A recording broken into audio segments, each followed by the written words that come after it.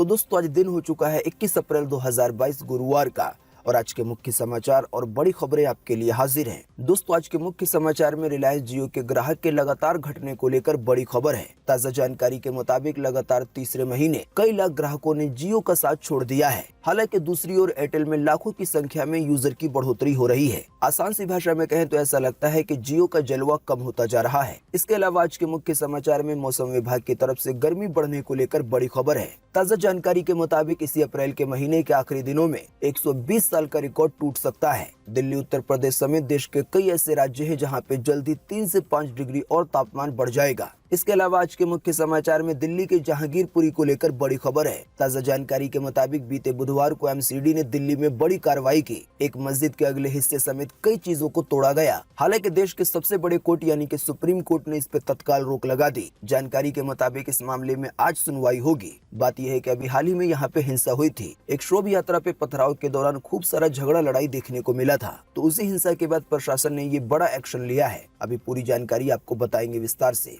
इसके अलावा आज के मुख्य समाचार में अपने पड़ोसी देश यानी कि चीन को लेकर बड़ी खबर है। ताजा जानकारी के मुताबिक चीन की आर्थिक राजधानी शंघाई में लगभग 1 महीने से लॉकडाउन लगा हुआ है। ताजा जानकारी के मुताबिक इस लॉकडाउन का असर अब बंदरगाह और समुद्र पे पड़ने लगा है। बताया गया है कि जो पानी वाले जहाज दुनिया भर में घूम के सामानों को पहुंचाते हैं, चाइना के शंघाई में लॉकडाउन लगे होने के कारण हजारों पानी वाले जहाज का ट्रैफिक जाम हो गया है। इसके अलावा आज के मुख्य समाचार में कोरोना के मामले में अपने देश को लेकर भी बड़ी खबर है। ताजा जानकारी के मुताबिक राजधानी दिल्ली में केवल 24 घंटे में 1000 से ज्यादा नए मामले मिले हैं। आपको बता दें देश के कई ऐसे राज्य हैं जहां पे कोरोना के मामले लगातार बढ़ते जा रहे हैं। अभी हाल ही में पिछले 24 घंटे में जो 1000 से ज्यादा नए मामले मिले हैं दिल्ली में, लगभग इतने मामले कुछ दिन पहले पूरे देश में आ रहे थे। यानी कि कोरोना के नए मामलों में एकदम से डबल इजाफा हुआ है। साथ ही इसी दौरान एक वैज्ञानिक ने कोरोना को लेकर चौथी लहर की जानकारी दी है। इसके अलावा आज के मुख्य समाचार में रूस और यूक्रेन की जंग को लेकर बड़ी खबर है। ताजा जानकारी के मुताबिक अभी हाल ही में रूस ने केवल एक दिन में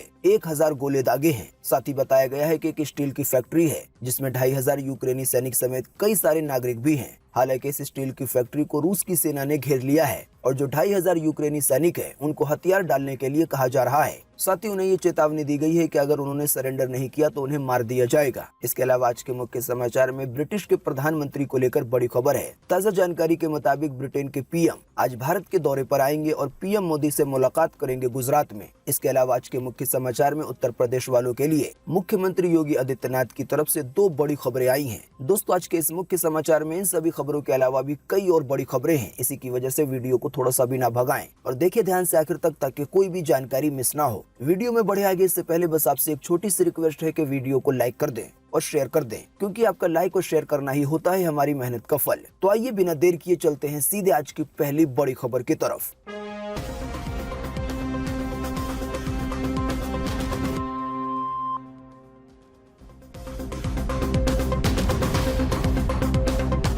रिलायंस जियो को लगातार तीसरे महीने हुआ भारी नुकसान। अभी हाल ही में बीते फरवरी के महीने में 36 लाख से ज्यादा ग्राहकों ने छोड़ा है साथ। हालांकि इसी दौरान एयरटेल से जुड़े हैं 15 लाख ग्राहक। जी हां, telecom regulatory authority of India यानी कि ट्राई ने हाल ही में अपनी एक नई रिपोर्ट जारी की है जिसमें तमाम कंपनियों के वायरलेस नेटवर्क की स्पीड और सब्सक्राइबर की संख्या के बारे में जानकारी दी गई है। ट्राई के मुताबिक अभी हाल ही में फरवरी के महीने में रिलायंस जियो ने 4G डाउनलोडिंग स्पीड के मामले में बाजी मारी, लेकिन ग्राहकों के मामले में जियो को भारी नुकसान झेलना पड़ा। ट्राई की ताजा जानकारी के मुताबिक फरवरी 2022 में 36 लाख से ज्यादा ग्राहकों ने जियो का साथ छोड़ दिया। वहीं इसी दौरान वीआई यानी कि वोडाफोन आइडिया को भी घाटा हुआ, लेकिन इसी दौरान एक इकलौती कंपनी यानी कि एयरटेल को अच्छा फायदा देखने को मिला। ताजा जानकारी के मुताबिक एयरटेल कंपनी को फरवरी के महीने में ही 15 लाख से ज्यादा ग्राहकों ने ज्वाइन किया। साथ ही रिलायंस जियो को लेकर एक और महत्वपूर्ण जानकारी यह है कि लगातार 3 महीने से जियो के ग्राहक लगातार घटते जा रहे हैं। दोस्तों आपको इसके बारे में क्या लगता है, यानी कि बहुत सारे ग्राहक आखिर जियो का साथ क्यों छोड़ रहे हैं? इस मामले में अगर आप कुछ कहना चाहते हैं तो वीडियो देखने के बाद इसी वीडियो के नीचे कमेंट बॉक्स में लिख सकते हैं।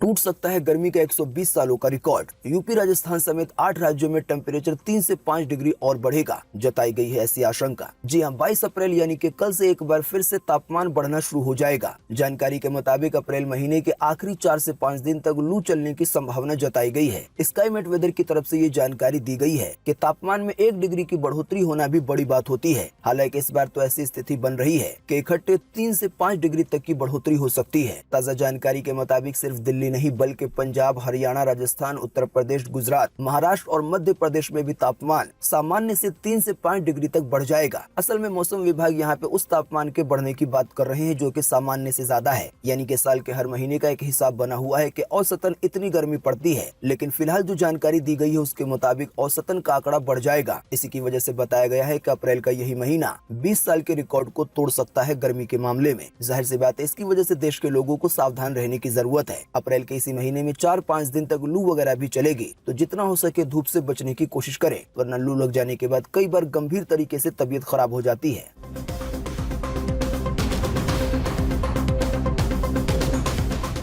बीते रोज बुधवार को दिल्ली के जहांगीरपुरी में एमसीडी की हुई कार्रवाई, मस्जिद के अगले हिस्से समेत कई चीजों को तोड़ा गया। हालांकि सुप्रीम कोर्ट ने कुछ ही देर में लगा दी इस पे रोक। जी हां, जहांगीरपुरी में बीते बुधवार को दिल्ली नगर निगम यानी कि एमसीडी ने अवैध निर्माण गिराने की कार्रवाई शुरू की। हालांकि 1 घंटे के भीतर ही सुप्रीम कोर्ट ने इस ऑपरेशन पे रोक लगा दी। असल में देश का सबसे बड़ा कोर्ट यानी कि सुप्रीम कोर्ट उस याचिका पे सुनवाई के लिए तैयार हो गया जिसमें दंगे के आरोपियों के घर गिराने का विरोध किया गया है। जैसा कि हमने आपको वीडियो के शुरू में बताया और आप पहले से भी जानते होंगे कि अभी हाल ही में दिल्ली के जहांगीरपुरी में एक शोभा यात्रा पे पथराव की घटना देखने को मिली और फिर उसके बाद हालात काफी हिंसा वाले हो गए। कई गाड़ियों को तोड़ा गया। इसी दौरान पुलिस समेत आम नागरिक भी घायल हुए। हालांकि हिंसा होने के बाद कई लोगों को गिरफ्तार कर लिया गया है और कार्रवाई भी की जा रही है। लेकिन इसी हिंसा के तुरंत बाद प्रशासन ने यह फैसला लिया कि जहांगीरपुरी इलाके में जो भी अवैध निर्माण है, जैसे कि अगर किसी घर या किसी मस्जिद या किसी मंदिर का एरिया छोटा सा है और उसने आगे बढ़ाकर उसे बना लिया है, अब वो चाहे रूम बनाया हो या चबूतरा हो या सीढ़ी हो, उसे तोड़ दिया जाएगा। अभी हाल ही में बीते रोज बुधवार को जहांगीरपुरी के एक बड़े मस्जिद के अगले हिस्से को तोड़ दिया गया। हालांकि इसी दौरान एक मंदिर के भी अगले हिस्से को तोड़ा जाना था, लेकिन जैसे ही बुलडोजर वहां पे पहुंचा तो बहुत सारे लोग उसके आगे खड़े हो गए। हालांकि इसके बावजूद भी मंदिर के बगल वाले हिस्से को तोड़ दिया गया। जाहिर सी बात है, इसकी वजह से बहुत सारे लोग वहां पे नाराज हुए और कई सारे लोग रोते हुए भी नजर आए। तो जिस समय ये पूरी कार्रवाई चल रही थी उसी समय सुप्रीम कोर्ट ने ये आदेश दिया कि इस पे रोक लगाई जाए, क्योंकि आज इस पे सुनवाई होगी। सुनवाई होने के बाद जो फैसला आएगा उसी के बाद आगे की कार्रवाई होगी।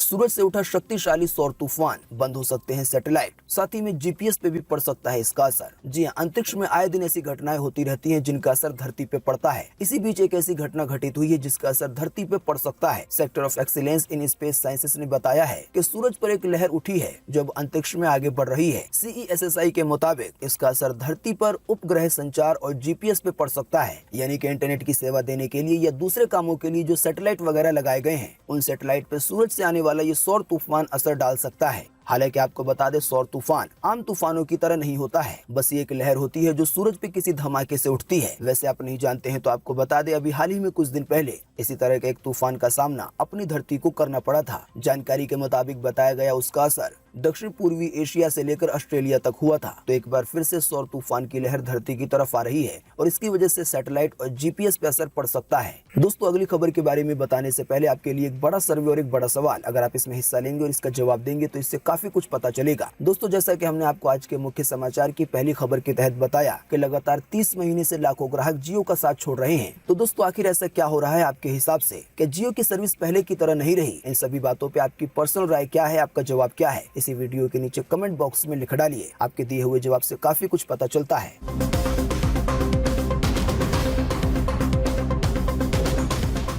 चीन की आर्थिक राजधानी में लगे लॉकडाउन ने बढ़ा दी है चिंता पूरी दुनिया की। पानी वाले जहाज के सप्लाई चेन पे हो रहा है असर। चाइना के शंघाई बंदरगाह पे फंसे हैं हजारों जहाज। जी हां, चीन की आर्थिक राजधानी शंघाई में कोरोना ने एक बार फिर से पैर पसार लिए हैं। ऐसे में पूरी दुनिया में संक्रमण का खतरा बढ़ गया है। तो इसी कोरोना के मामले को देखते हुए शंघाई में पिछले 1 महीने से लॉकडाउन लगा हुआ है। जहाँ एक ओर शहर की सड़कें खाली है तो वहीं दूसरी ओर पूर्वी चीन सागर में ट्रैफिक जाम लग गया है पानी वाले जहाजों का। दोस्तों, आप में से अक्सर लोग जानते होंगे कि पानी वाले जहाज दुनिया भर में घूमते हैं समुद्र के रास्ते और लगभग सभी चीजों को इनके जरिए एक देश से दूसरे देश भेजा जाता है। लेकिन जब से चाइना के शंघाई में लॉकडाउन लगा है और वहाँ पे जो बंदरगाह बना हुआ है पानी के जहाज का, वहाँ पे दिक्कत आ रही है। कोरोना के कारण माल उतारने और चढ़ाने की परमिशन नहीं है। इसी की वजह से समुद्र के किनारे समेत 20 समुद्र में भी कई सारे जहाजों का जाम लग गया है। अपनी स्क्रीन पर अभी आप एक तस्वीर देख पा रहे होंगे। तस्वीर में आपको जो हरे हरे या दूसरे तरह के डॉट दिखाई दे रहे हैं, असल में ये पानी वाले जहाज है।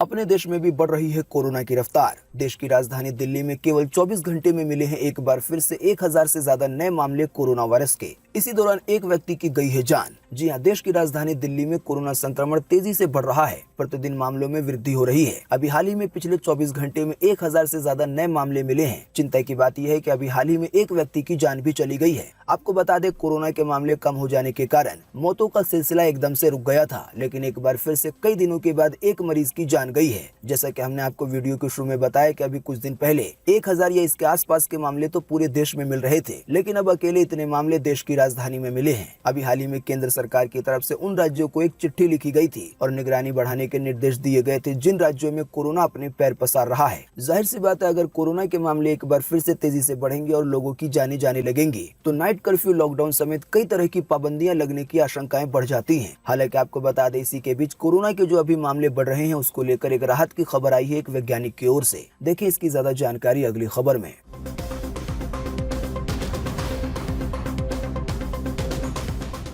फिलहाल के बढ़ते कोरोना मामलों को लेकर बोले वैज्ञानिक, कोरोना के मामलों में आई हालिया तेजी चौथी लहर नहीं है, हालांकि सतर्क रहना है जरूरी। जी हां, दिल्ली, उत्तर प्रदेश समेत देश के कई ऐसे राज्य हैं जहां पे कोरोना के मामले बढ़ रहे हैं। अभी हाल ही के पिछले मुख्य समाचार में हमने आपको जानकारी दी थी कि देश के कई ऐसे हिस्से हैं जहां पे एक बार फिर से मास्क को पहनना अनिवार्य कर दिया गया है। इसके अलावा दिल्ली से सटे स्कूलों के अंदर छात्रों और टीचरों के संक्रमित होने के बाद स्कूलों को भी बंद करने के निर्देश दिए गए हैं। साथ ही में स्कूलों में सैनिटाइजर को, मास्क को और सोशल डिस्टेंसिंग को अनिवार्य कर दिया गया है। साथ ही में देश के कई ऐसे हिस्से हैं जहां पे एक बार फिर से मास्क न पहनने पर जुर्माना वसूलने की तैयारी की गई है। हालांकि दोस्तों, इन सब के बावजूद एक रिपोर्ट के अनुसार वैज्ञानिक डॉक्टर आर गंगाखेड़कर ने बीते बुधवार को कहा है कि भारत में कोरोना के ओमिक्रॉन वेरिएंट के सब वेरिएंट है, यानी कि अभी तक कोई नया वेरिएंट नहीं आया है। यानी कि बताया ये गया है कि अभी जो कोरोना के मामले बढ़ रहे हैं और जो नए वेरिएंट की खबर आई है तो ये असल में ओमिक्रॉन का ही एक हिस्सा है, जिसको ओमिक्रॉन का सब वेरिएंट कहा जा रहा है। इसी की वजह से इन्हीं वैज्ञानिक की तरफ से ये जानकारी दी गई है कि कोरोना के मामले जो फिलहाल बढ़ रहे हैं तो असल में ये कोई चौथी लहर नहीं है। आइए लगे हाथों जान लेते हैं कोरोना वायरस का ताजा अपडेट अपने पूरे देश को लेकर।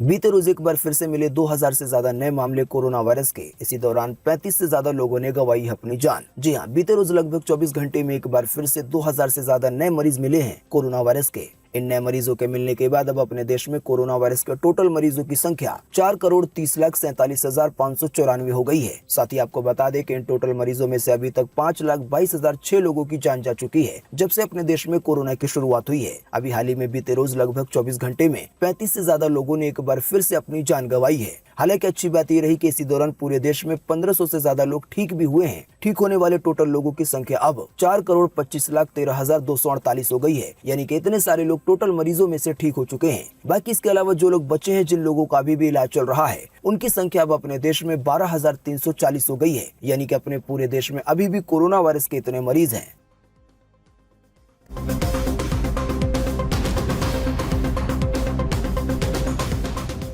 रूस ने सिर्फ एक दिन में दागे यूक्रेन पर 1000 गोले। स्टील फैक्ट्री में घिरी 2500 यूक्रेनी सैनिकों का हथियार डालने से इनकार। जी हां, यूक्रेन के मारिपोल में हथियार डालने की दूसरी समय सीमा में बीते बुधवार को कुछ भी नहीं हुआ। जैसा कि अभी हमने आपको वीडियो के शुरू में बताया कि यूक्रेन के मारिपोल में एक स्टील फैक्ट्री है जहां पे 2500 यूक्रेनी सैनिक समेत कई हजार नागरिक भी हैं। हालांकि इस स्टील फैक्ट्री को रूसी सेना ने घेर लिया है और जो भी यूक्रेनी सैनिक है उन्हें हथियार डालने को, यानी कि सरेंडर करने के लिए कहा जा रहा है। साथ ही में चेतावनी दी गई है कि समर्पण करो वरना मरो। हालांकि रूसी सेना की चेतावनी के बावजूद यूक्रेन के सैनिकों ने हथियार डालने से इनकार कर दिया है। जानकारी के मुताबिक इसी दौरान खबर आई है कि रूस ने यूक्रेन के कई शहरों में पिछले 24 घंटे में 1000 से ज्यादा गोले दागे हैं। जानकारी के मुताबिक 1053 हमले किए गए हैं केवल 24 घंटे में।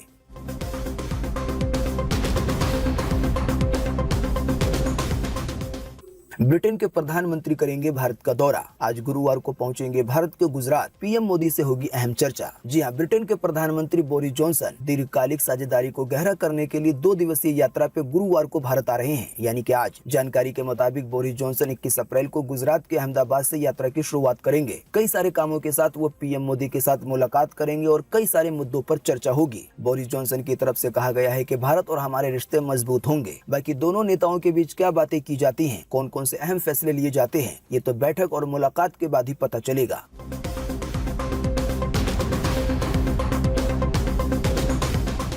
भ्रष्टाचार के खिलाफ सीएम योगी आदित्यनाथ का एक्शन, कहा तहसील प्रशासन की शिकायतों के लिए बनाए अलग से पोर्टल। जी हां, भ्रष्टाचार के प्रति जीरो टॉलरेंस की नीति के तहत मुख्यमंत्री योगी आदित्यनाथ ने तहसील प्रशासन को जिम्मेदार, पारदर्शी और भ्रष्टाचार मुक्त बनाने का निर्देश दिया है। उन्होंने कहा है कि तहसील प्रशासन के भ्रष्टाचार की शिकायतों को प्राप्त करने के लिए अलग पोर्टल विकसित किया जाए। साथ ही इसके तहत 50 अधिकारियों का एक पैनल बनाया जाए जो कि भ्रष्टाचार की शिकायतों की जाँच करेगा। आसान सी भाषा में कहें तो जो सरकारी अधिकारी है उनमें अगर कोई भ्रष्टाचार है, किसी काम वगैरह के लिए पैसे मांगे जाते हैं, तो इसकी शिकायत आने वाले दिनों में एक पोर्टल के जरिए की जा सकेगी। 50 अधिकारियों का एक पैनल बनाया जा रहा है जो कि इसी चीज की जांच करेगा।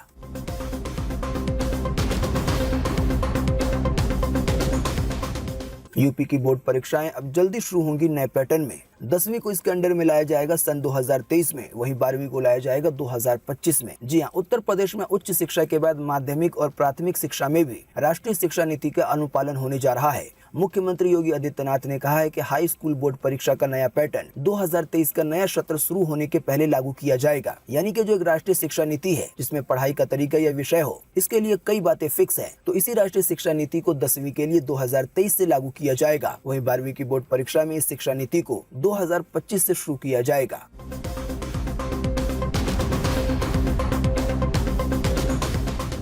बीते रोज के आईपीएल मैच में दिल्ली ने पंजाब को 9 विकेट से हराया। आइए बताएं अधिक जानकारी। जी हां, दिल्ली कैपिटल की टीम ने आईपीएल 2022 के 32वें मुकाबले में बीते रोज पंजाब किंग्स 11 को 9 विकेट से हरा दिया। टॉस हारकर पहले बल्लेबाजी करते हुए पंजाब ने सीजन का सबसे कम स्कोर बनाया, यानी कि 20 ओवर में केवल 115 रन बना के ऑल आउट हो गई। इसके जवाब में दिल्ली की टीम ने केवल 10 ओवर 3 बॉल में इस वाले आंकड़े को पार लिया और 9 विकेट से पंजाब हार गई। आईपीएल देखने के शौकीनों को बता दें कि आज भी एक मैच खेला जाएगा जिसमें आमने सामने होंगे मुंबई इंडियंस और चेन्नई सुपर किंग। स्पोर्ट्स से जुड़े चैनलों पे आप इसका लाइव प्रसारण देख सकेंगे शाम के 7:30 बजे से। तो दोस्तों, आज 21 अप्रैल 2022 की यही मुख्य समाचार और बड़ी खबरें थी। वीडियो देखने के लिए आपका बहुत बहुत धन्यवाद।